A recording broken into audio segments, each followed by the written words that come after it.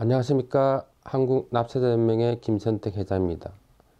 12월에 꼭 알아야 되는 연말정산 재테크 10가지에 대해서 알아보도록 하겠습니다. 12월에 꼭 알아야 하는 연말정산 재테크 10가지는 첫째, 혼인신고를 12월 말까지 해야 공제된다. 월세 공제를 받기 위해서는 주민등록을 옮겨야 한다. 형제자매의 공제를 받기 위해서는 주민등록을 옮겨야 한다. 연금저축 상품 가입 가장 공고를 조심해야 한다. 암 환자 장애인 증명서는 미리 병원에서 발급받으면 좋다. 면세점 이하자는 연말정산을 신경 쓰지 않아도 된다. 고가의 지출은 올해 할지 내년에 지출할지 판단해야 된다. 연말정산 간소화 시스템에서 나오지 않는 자료는 미리 챙겨라. 군입대하는 아들이나 부모님의 정보 제공, 활용 동의를 미리 받으면 좋다. 핸드폰 번호가 변경된 경우에는 홈택스 현금영수증 코너에서 등록해야 한다. 혼인신고를 12월 말까지 해야만이 배우자 공제가 가능합니다. 세법상은 사실로는 인정이 되지 않습니다. 즉 법률적으로 혼인신고를 해야 배우자 공제가 가능하고, 그리고 연봉이 4,147만원 이하의 여성 근로자는 분호자 공제 50만원이 가능합니다. 처부모님, 시부모님이 만 60세 이상이고 소득금액이 100만원 이하인 경우에는 부양가족 공제가 가능합니다. 이 경우에 근로소득만 있는 경우에는 총 급여가 5천만원 이하인 경우에는 부모님 기본공제가 가능합니다. 월세 공제를 받기 위해서는 주민등록을 12월 말일까지 옮겨야 하는데, 월세 공제는 연봉 7천만원 이하인 무주택 근로자가 월세 지급액의 10%를 세공제하는 겁니다. 최고 월세 한도는 750만원까지 공제가 되는데, 올해부터는 연봉 5,500만원 이하자는 10%에서 12%로 세공제가 인상이 되었습니다.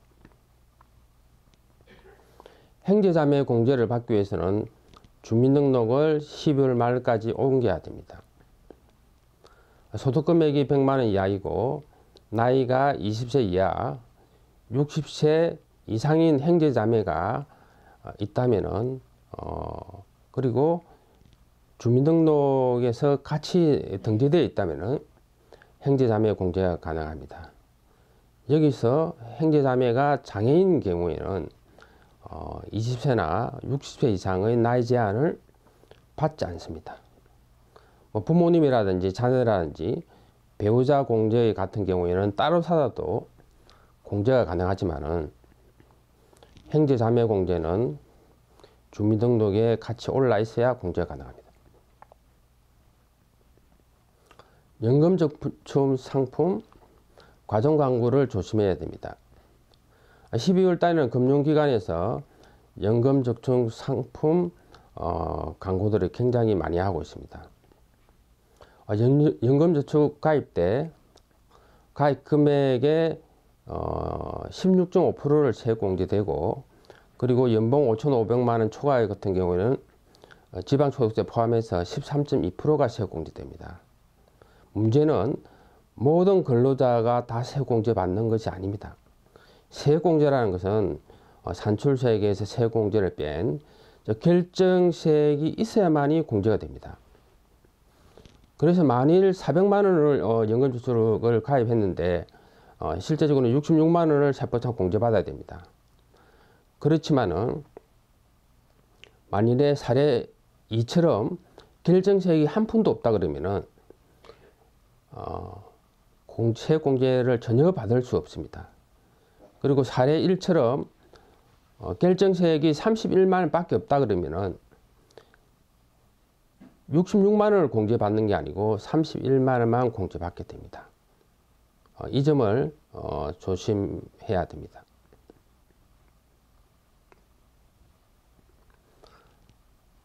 장애인 증명서는 미리 병원에서 발급받으면 좋습니다. 세법상 장애인이라는 것은 장애인복지법상의 장애인이 아니더라도 항시 치료를 요하는 중증 환자인 경우에는 장애인에 해당됩니다. 항치 치료를 요하는 중증 환자라면 지병에 의해서 평상시 우리가 치료를 요하고 치악이나 취업이 곤란한 상태에 있는 자를 말하죠.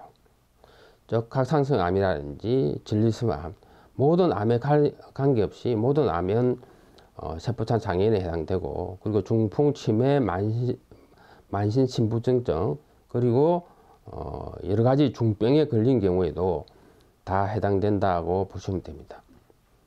단 장애인인지 여부는 의사가 최종적으로 판단하기 때문에 병원에서 장애인 우리가 증명서를 발급받아야 됩니다.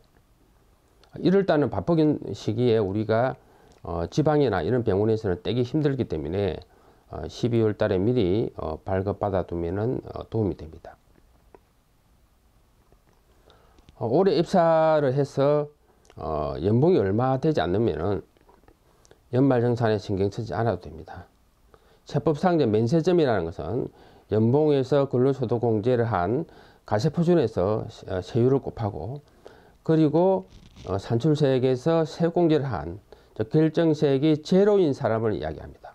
즉 연말정산을 다른 소득공제 없이 본인에 해당되는 것만 해보니 결정세액이 제로다는 것은 낼 세금이 한 푼도 없다는 겁니다. 즉 이런 경우에는 연말정산을 전혀 신경 쓰지 않아도 전액 우리가 미리 납부한 원청징수 세금을 환급 받을 수 있다는 겁니다. 맞벌이 부부 아내의 연봉이 3천만이라도 결정세액이 제로인 경우가 있습니다.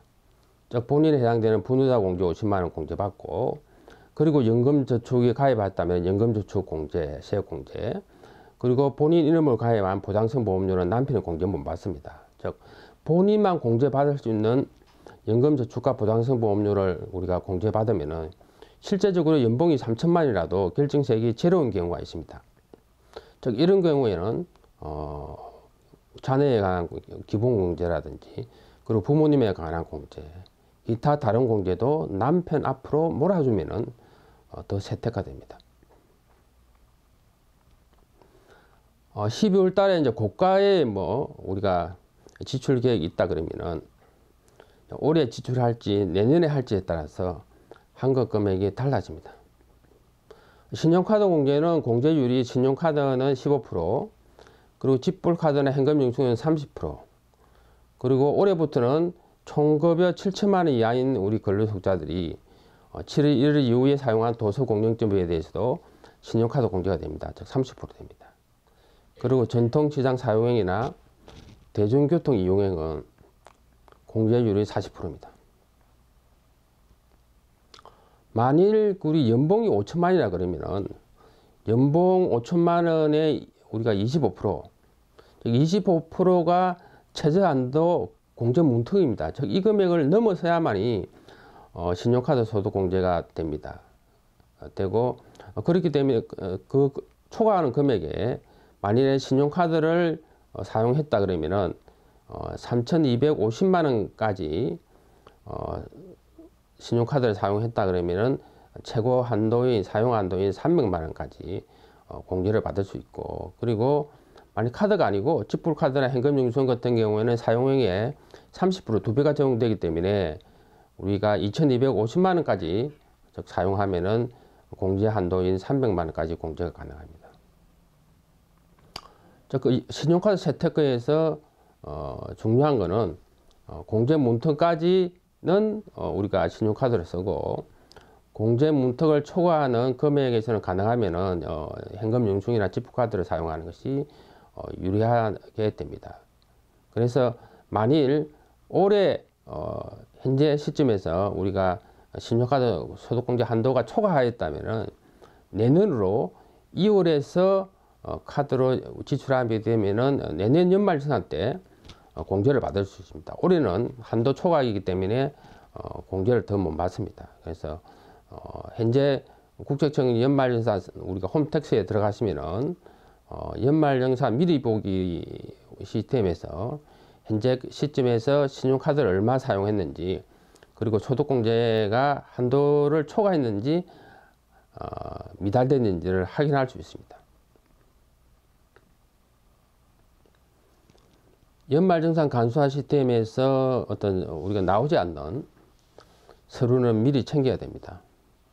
특히 뭐 장애인 증명서라든지 보청기 휠체어 장애인 보장구 구입 인차 비용도 어루비 공제가 됩니다. 안경 콘텐츠 렌즈 구입 비용, 중고생 교복 구입 비용, 취학 전 아동 학원비 같은 경우에는 교육비 공제가 됩니다.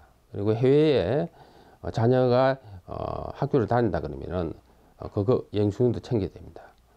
그리고 기부금 영수증 같은 경우에는 연말정산 간소화 시스템에서 나오는 경우도 있고 안 나오는 경우도 있습니다. 즉 종교단체 기부금이 나오지 않다 그러면은 영수증을 챙겨야 됩니다. 월세 공제도 우리가 계약서라든지 우리가 계좌로 위치한 내용을 챙겨서 회사에 제출해야 됩니다.